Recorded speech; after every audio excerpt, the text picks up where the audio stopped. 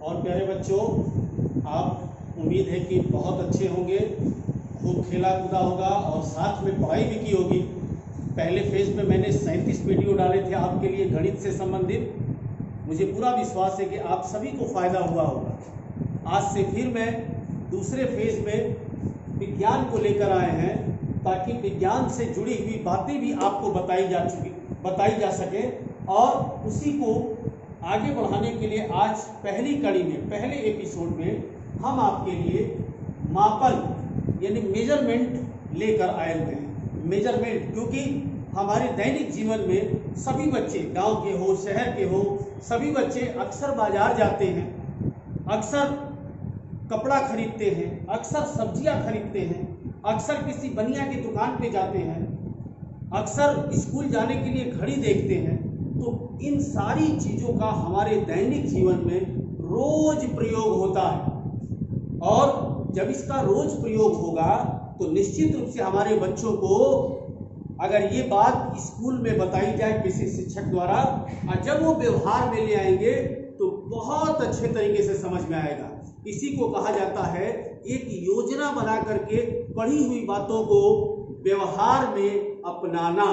यानी जो शिक्षक आपको बता रहा है उसको आप दैनिक जीवन में जब जब आपके सामने व्यवहार में वो बातें आए उससे कनेक्ट करो, उससे जोड़ो और फिर देखो आपको पढ़ाई का कितना आनंद आता है। आपको लगेगा कि हम तो पढ़ रहे हैं। जैसे आज मैं शुरू करता हूं आपको मापन की दैनिक जीवन में क्या जरूरत है, क्या आवश्यकता है। तो सबसे पहले जैसे मान लो कि हमारा कोई विद्यार्थी सब्जी खरीदने जाता है, तो सब्जी खरीदने जाता है तो उसको बोलना होगा कि भाई सब्जी वाले 1 किलो आलू दो, भिंडी दो आधा किलो, आटा दो 5 किलो। तो ये सारी बातें आपकी यूज करनी है। यानी कि हमको मापन में वजन तौलने के लिए कुछ चाहिए, उसके लिए जरूरत है मापन। यानी ये तो हो गया वजन की बात।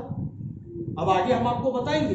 इसी तरीके से दूसरा, मान लीजिए आपको कहा जाए चलो भाई चला जाए मंदिर, तो कोई बच्चा कहा बहुत दूर है नहीं जाएंगे। था बहुत दूर है, दूरी का एहसास आपको कैसे होता है?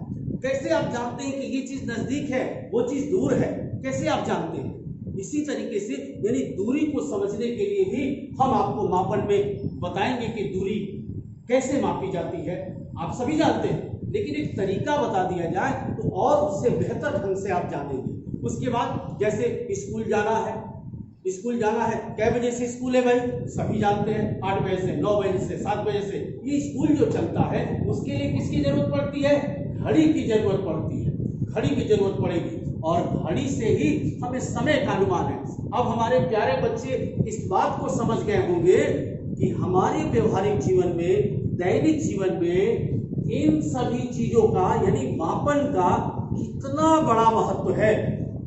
अगर यह मापन आपको न आए तो ये समझ लो कि प्रतिदिन आपको समस्या आएगी। अब जरा कल्पना करो प्यारे बच्चों, आप किसी दुकान पे जाओ, आप कहो कि भिंडी 5 दो, वो क्या समझेगा? 5 दो, उसके कई माने हो तो आपको बोलना पड़ेगा 5 किलोग्राम दो, 2 किलोग्राम दो। यानी मापन के लिए एक विशेष तरीके की मात्रक की आवश्यकता पड़ती है। उसी के बारे में हम आपको बहुत रोचक तरीके से बताने जा रहे हैं। जैसे अब देखिए मापन की आवश्यकता तो हो गई, अब हम आपको बताते हैं। सबसे पहले आपको क्या समझना है यहाँ ध्यान दीजिएगा। मापन में जो राशि होगी, राशि भौतिक राशि भी बोलते हैं। पहला हो गया दूरी, दूसरा हो गया द्रव्यमान और तीसरा हो गया आपका समय और एक और बता देते हैं ताप। इसके बारे में भी हम डिस्कस करेंगे अभी। अब प्यारे बच्चों हम दूरी के बारे में, दूरी का नाम सबने सुना है, सब जानते हैं। अब दूरी कहते किसे हैं ये अगर आप किसी से बताओगे तो सामने वाला कहेगा ये हमारा बच्चा पढ़ा लिखा लग रहा है। दूरी किसे कहते हैं? तो दो बिंदुओं के बीच की दूरी। जैसे तुम्हारा घर और तुम्हारे किसी पड़ोसी का घर या तुम्हारे किसी मित्र का घर, उन दो घरों के बीच की जो लंबाई होती है उसे ही हम दूरी कहते हैं। जैसे ये हमारी 2 उंगलियां हैं, 2 उंगलियां, तो यहाँ से इसके बीच की जो दूरी है, वह बीच की जो लंबाई है उसे हम दूरी कहते हैं। अब आते हैं दूरी कैसे नापते हैं। ये स्केल हो गया, या आपने मीटर देखा होगा दर्जी के पास, या आपने देखा होगा बड़े बड़े स्केल जो कपड़ा बेचते हैं मीटर वाला वो काटते हैं, वो हो गया। यानी लोहे का स्केल जो दुकानों पे मिलता है, उसके बाद ये फीता जो मिलता है प्लास्टिक वाला जो दर्जी मापते हैं, और तीसरा ये स्केल जो पढ़ने में यूज करते हैं। ये स्केल आपने देखा होगा, सबके पास होना भी चाहिए, इसी से हम मापते हैं। अब तो दूरी का मानक मात्रक क्या हुआ बेटा, तो दूरी का मानक मात्रक हो गया, याद रखना, मीटर इसका हो गया, ये याद रखिएगा, मीटर यानी मानक मात्रक इसका मीटर। वैसे तो सेंटीमीटर भी होगा, किलोमीटर भी होगा, बहुत सारी चीजें, लेकिन मानक मीटर, आप मानक पूछा जाएगा मात्रक तो क्या बताएंगे, मीटर, यानी दूरी का मानक मात्रक मीटर। अब आते हैं बेटा द्रव्यमान, दूसरी राशि है आपका द्रव्यमान। अब द्रव्यमान कैसे मापते हैं भाई, तो किसी चीज का द्रव्यमान मापना होगा तो क्या यूज होगा, तराजू, सभी जानते हैं, सारे बच्चे जानते हैं तराजू। अब कुछ भी तौलना होगा तो इधर सामान रखेंगे, इधर हम क्या करेंगे, बाट रखेंगे। सब लोग देखे होंगे दुकानों पर, परचून के दुकान पर, पसारी की दुकान पर, सब लोगों ने जाना। और इसको मापने के लिए कोई किलोग्राम, कोई ग्राम, कोई मिलीग्राम, तमाम यूज होता है। तो इसका मतलब मानक होता है आपका हो जाएगा किलोग्राम। अब आपको पता है कैसे आभास होगा कि कौन सी चीज भारी है। अब मान लो एक बड़ी बाल्टी में पानी लो और एक गिलास में पानी लो, पूछा जाए कौन सा भारी है, कौन नहीं बताएगा कि बाल्टी वाला भारी है। क्यों? क्योंकि उसमें पदार्थ की जो मात्रा है वो ग्लास वाले से अधिक है। द्रव्यमान का मतलब होता है कि किसी वस्तु के अंदर निहित पदार्थ की मात्रा को द्रव्यमान कहते हैं। तो ये द्रव्यमान, इसको मापते कैसे, किलोग्राम, ग्राम, सेंटीमीटर, लेकिन मानक मात्रा क्या होगा बेटा, किलोग्राम। मिठाई खरीदा होगा, जरूर खरीदा होगा मिठाई।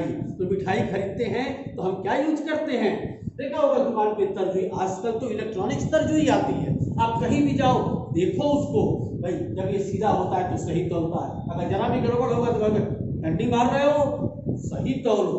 तो ये तराजू। अब तीसरी बात आती है आपके मानक में, मेजरमेंट में, समय। बहुत बड़ी बात है समय। हर काम समय से होता है। समय से उठो, समय से नहाओ, समय से ब्रश करो, समय से कसरत करो, समय से खाओ, समय से स्कूल जाओ और समय से सो जाओ। ये अच्छे बच्चे की निशानी है। इसलिए समय का हमारे जीवन में बड़ा महत्व है। बिना समय कोई काम ही नहीं होता। अरे मान लीजिए कि अरे बेटा 9 बज गया, अभी सोए हो, आलसी कहीं का, सुबह 6 बजे उठ जाओ। तो समय हमारे दैनिक जीवन में कितना महत्वपूर्ण है। बिना समय का कोई काम नहीं होगा। ट्रेन कितने बजे, 4 बजे। रिक्शा कै बजे पकड़ोगे, 3 बजे। स्कूल से छुट्टी कै बजे होगी, 3 बजे।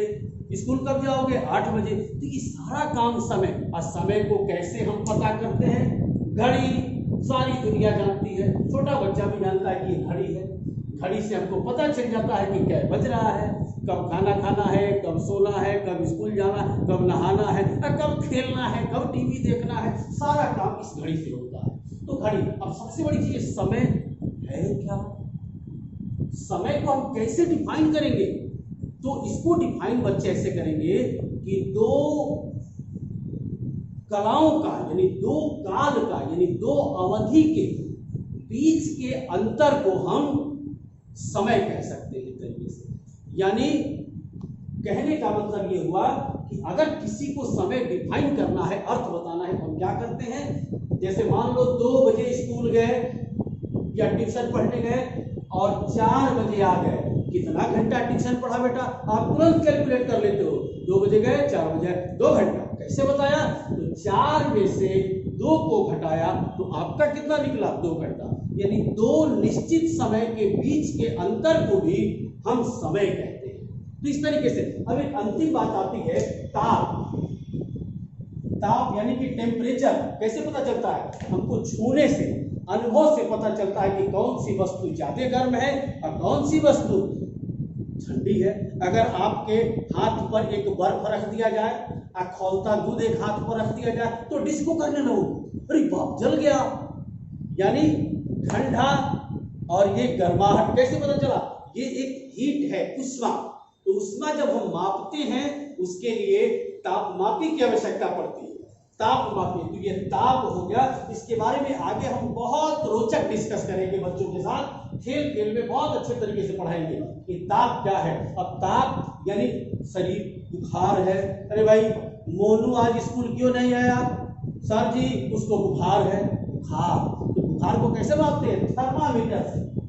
थर्मामीटर ये टेम्परेचर यानी टेम्परेचर बताता है, गरम ठंडा का एहसास कराता है ये थर्मामीटर। अभी तो संक्षिप्त मैंने परिचय दिया बेटा, हम इस एक एक चीजों पर लंबी डिस्कस आपसे करेंगे, बहुत अच्छी बातचीत करेंगे। हम उम्मीद करते हैं कि आप इसको अपने व्यवहारिक जीवन में अवश्य उतारेंगे। बहुत बहुत धन्यवाद।